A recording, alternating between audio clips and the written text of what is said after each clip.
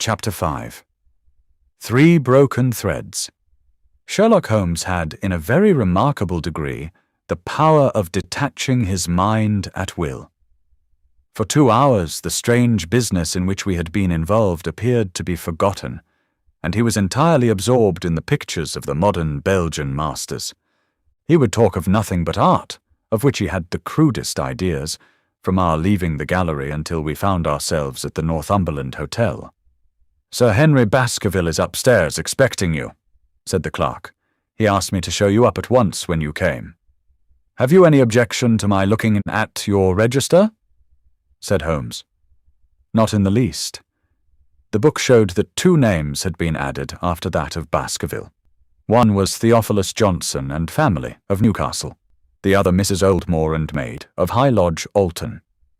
"Surely that must be the same Johnson whom I used to know," said Holmes to the porter. "A lawyer, is he not, grey-headed, and walks with a limp?" "No, sir. This is Mr. Johnson, the coal owner, a very active gentleman, not older than yourself." "Surely you are mistaken about his trade." "No, sir. He has used this hotel for many years, and he is very well known to us." "Ah, that settles it. Mrs. Oldmore, too. I seem to remember the name. Excuse my curiosity, but often in calling upon one friend one finds another." "She is an invalid lady, sir. Her husband was once mayor of Gloucester. She always comes to us when she is in town." "Thank you. I am afraid I cannot claim her acquaintance. We have established a most important fact by these questions, Watson," he continued in a low voice as we went upstairs together. "We know now that the people who are so interested in our friend have not settled down in his own hotel. That means that while they are, as we have seen, very anxious to watch him, they are equally anxious that he should not see them. Now, this is a most suggestive fact." "What does it suggest?" "It suggests— Halloa, my dear fellow, what on earth is the matter?" As we came round the top of the stairs, we had run up against Sir Henry Baskerville himself. His face was flushed with anger, and he held an old and dusty boot in one of his hands. So furious was he that he was hardly articulate, and when he did speak, it was in a much broader and more Western dialect than any which we had heard from him in the morning. "Seems to me they are playing me for a sucker in this hotel," he cried. "They'll find they've started in to monkey with the wrong man unless they are careful. By thunder, if that chap can't find my missing boot, there will be trouble. I can take a joke with the best, Mr. Holmes, but they've got a bit over the mark this time." "Still looking for your boot?" "Yes, sir, and mean to find it." "But surely you said that it was a new brown boot." "So it was, sir, and now it's an old black one." "What? You don't mean to say—" "That's just what I do mean to say. I only had 3 pairs in the world, the new brown, the old black, and the patent leathers, which I am wearing. Last night they took one of my brown ones, and today they have sneaked one of the black." "Well, have you got it? Speak out, man, and don't stand staring." An agitated German waiter had appeared upon the scene. "No, sir. I have made inquiry all over the hotel, but I can hear no word of it." "Well, either that boot comes back before sundown, or I'll see the manager and tell him that I go right straight out of this hotel." "It shall be found, sir. I promise you that if you will have a little patience, it will be found." "Mind it is, for it's the last thing of mine that I'll lose in this den of thieves." "Well, well, Mr. Holmes, you'll excuse my troubling you about such a trifle." "I think it's well worth troubling about." "Why, you look very serious over it." "How do you explain it?" "I just don't attempt to explain it. It seems the very maddest, queerest thing that ever happened to me." "The queerest, perhaps," said Holmes thoughtfully. "What do you make of it yourself?" "Well, I don't profess to understand it yet. This case of yours is very complex, Sir Henry. When taken in conjunction with your uncle's death, I am not sure that of all the 500 cases of capital importance which I have handled, there is one which cuts so deep. But we hold several threads in our hands, and the odds are that one or other of them guides us to the truth. We may waste time in following the wrong one, but sooner or later we must come upon the right." We had a pleasant luncheon in which little was said of the business which had brought us together. It was in the private sitting room to which we afterwards repaired that Holmes asked Baskerville what were his intentions. To go to Baskerville Hall. And when? At the end of the week. On the whole, said Holmes, I think that your decision is a wise one. I have ample evidence that you are being dogged in London, and amid the millions of this great city, it is difficult to discover who these people are or what their object can be. If their intentions are evil, they might do you a mischief, and we should be powerless to prevent it. You did not know, Dr. Mortimer, that you were followed this morning from my house? Dr. Mortimer started violently. Followed? By whom? That, unfortunately, is what I cannot tell you. Have you among your neighbours or acquaintances on Dartmoor any man with a black, full beard? No, or let me see. Why, yes. Barrymore, Sir Charles's butler, is a man with a full black beard. Ha! Where is Barrymore? He is in charge of the hall. We had best ascertain if he is really there, or if by any possibility he might be in London. How can you do that? Give me a telegraph form. Is all ready for Sir Henry. That will do. Address to Mr. Barrymore, Baskerville Hall. What is the nearest telegraph office? Grimpen. Very good. We will send a second wire to the postmaster. Grimpen. Telegram to Mr. Barrymore to be delivered into his own hand. If absent, please return wire to Sir Henry Baskerville, Northumberland Hotel. That should let us know before evening whether Barrymore is at his post in Devonshire or not. That's so, said Baskerville. By the way, Doctor. Mortimer, who is this Barrymore, anyhow? He is the son of the old caretaker who is dead. They have looked after the hall for 4 generations now. So far as I know, he and his wife are as respectable a couple as any in the county.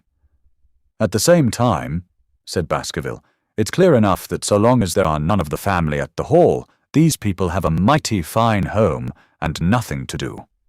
That is true. Did Barrymore profit at all by Sir Charles's will? Asked Holmes. He and his wife had £500 each. Ha! Did they know that they would receive this?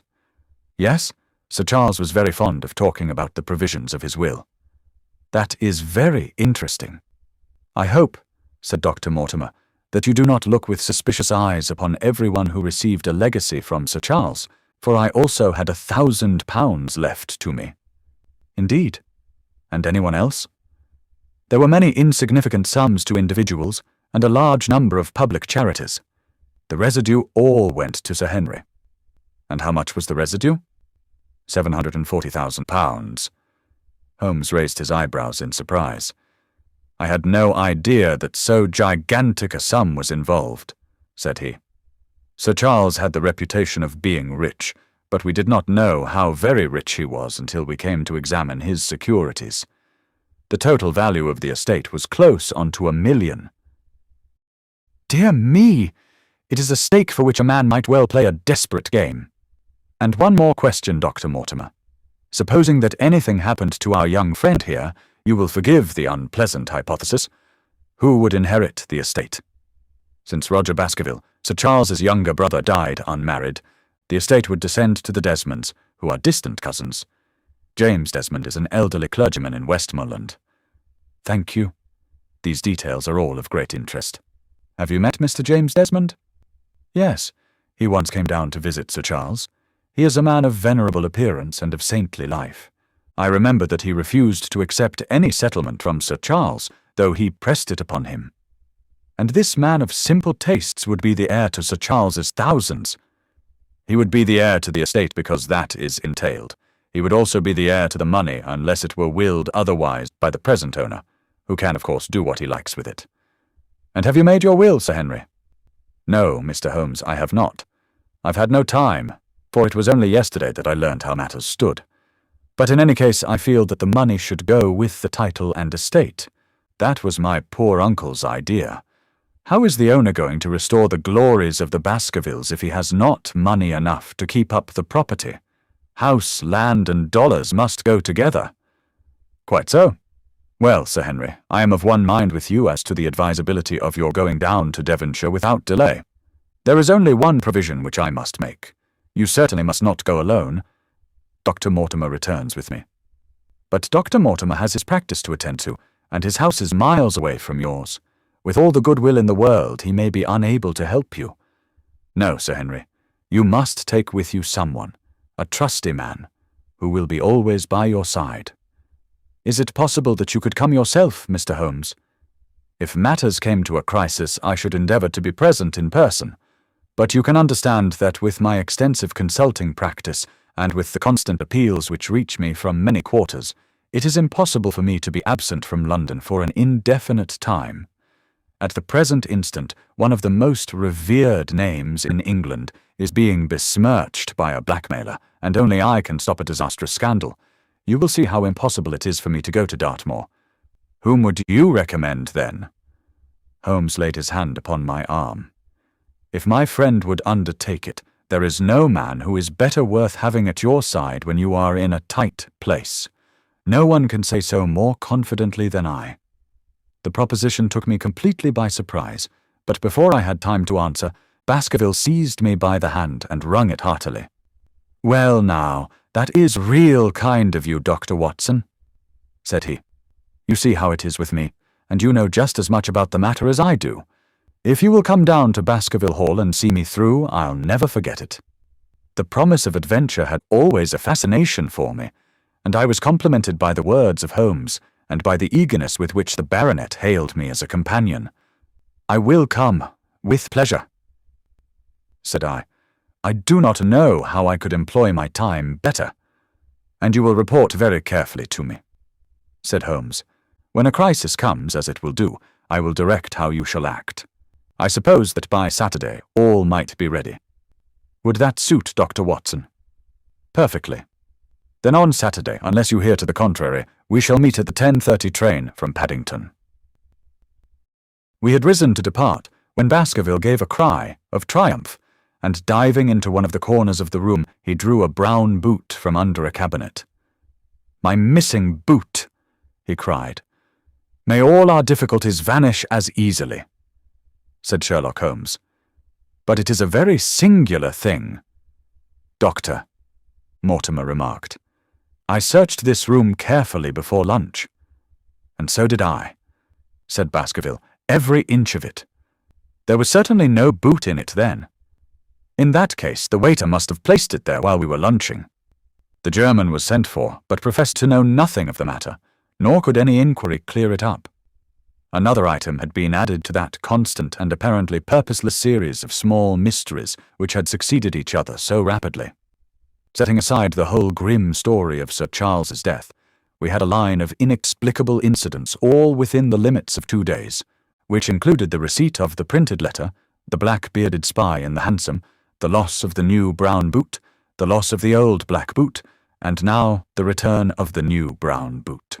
Holmes sat in silence in the cab as we drove back to Baker Street, and I knew from his drawn brows and keen face that his mind, like my own, was busy in endeavouring to frame some scheme into which all these strange and apparently disconnected episodes could be fitted. All afternoon and late into the evening he sat lost in tobacco and thought. Just before dinner 2 telegrams were handed in. The first ran, "Have just heard that Barrymore is at Hall. Baskerville." The second, "Visited 23 hotels as directed, but sorry to report unable to trace cut sheet of Times. Cartwright." There go 2 of my threads, Watson. There is nothing more stimulating than a case where everything goes against you. We must cast round for another scent.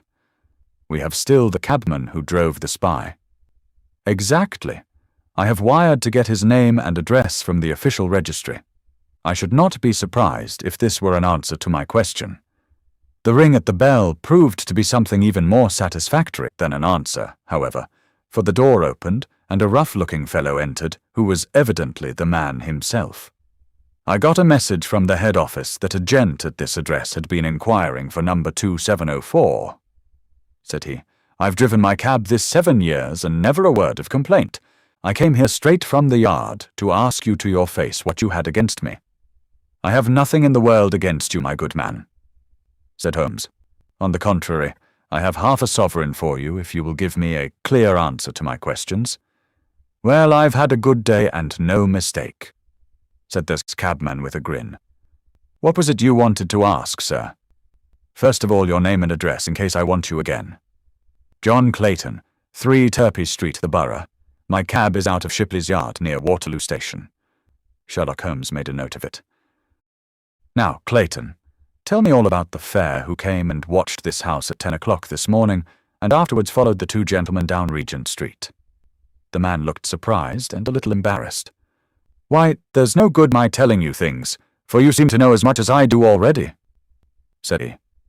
The truth is that the gentleman told me that he was a detective and that I was to say nothing about him to anyone. My good fellow, this is a very serious business, and you may find yourself in a pretty bad position if you try to hide anything from me. You say that your fare told you that he was a detective. Yes, he did. When did he say this? When he left me. Did he say anything more? He mentioned his name. Holmes cast a swift glance of triumph at me. Oh, he mentioned his name, did he? That was imprudent. What was the name that he mentioned? His name, said the cabman, was Mr. Sherlock Holmes. Never have I seen my friend more completely taken aback than by the cabman's reply. For an instant he sat in silent amazement. Then he burst into a hearty laugh. A touch, Watson, an undeniable touch, said he. I feel a foil as quick and supple as my own. He got home upon me very prettily that time. So his name was Sherlock Holmes, was it? Yes, sir, that was the gentleman's name. Excellent. Tell me where you picked him up and all that occurred. He hailed me at 9:30 in Trafalgar Square. He said that he was a detective, and he offered me 2 guineas if I would do exactly what he wanted all day and ask no questions.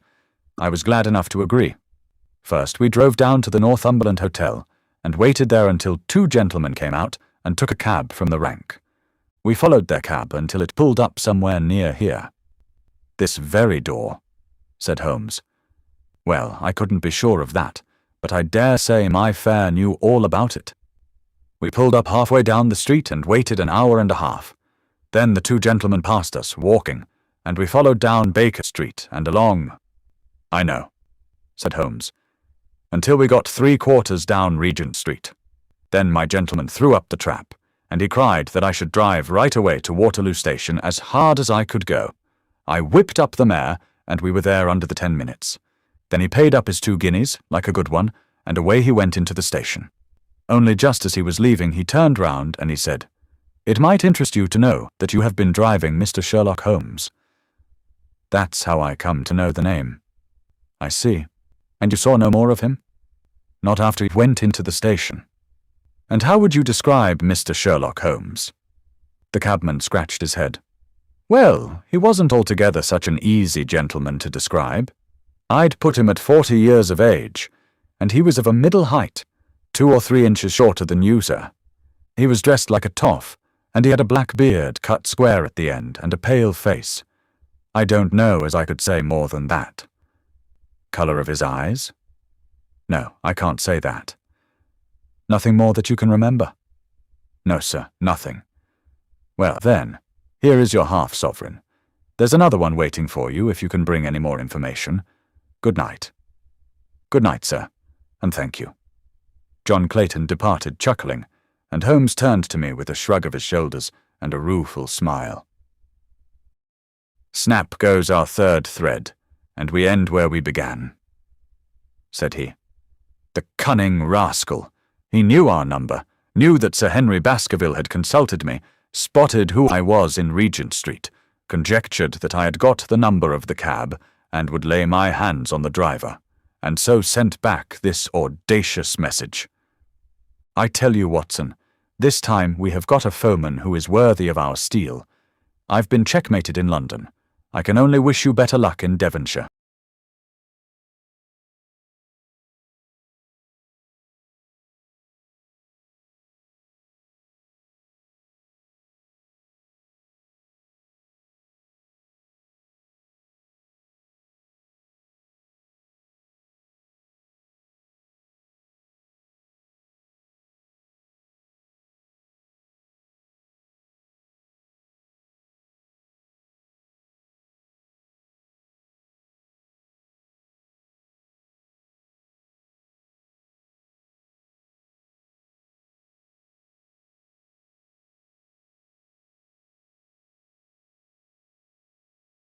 About what? About sending you. It's an ugly business, Watson, an ugly, dangerous business, and the more I see of it, the less I like it. Yes, my dear fellow, you may laugh, but I give you my word that I shall be very glad to have you back safe and sound in Baker Street once more.